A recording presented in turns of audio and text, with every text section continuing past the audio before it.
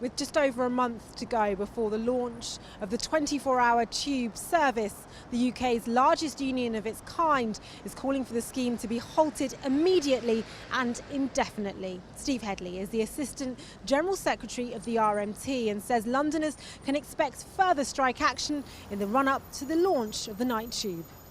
People at the minute which will not accept the draconian rosters, the absolute destruction of work-life balance.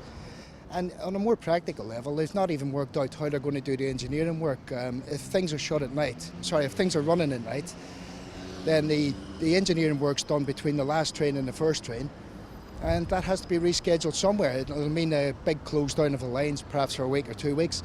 None of that's been worked out. So really, it seems to be very rushed. There's an arbitrary date being set for the 12th.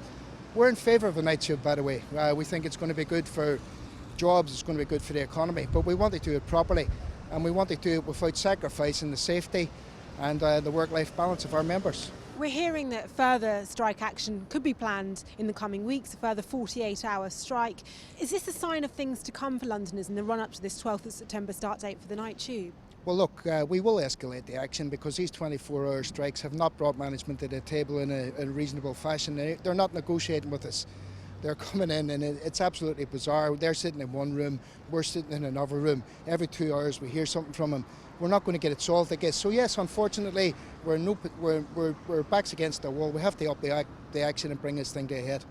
So we can expect more than just a further 48-hour strike in the coming weeks? I think the decision's been taken by all unions to escalate, yes.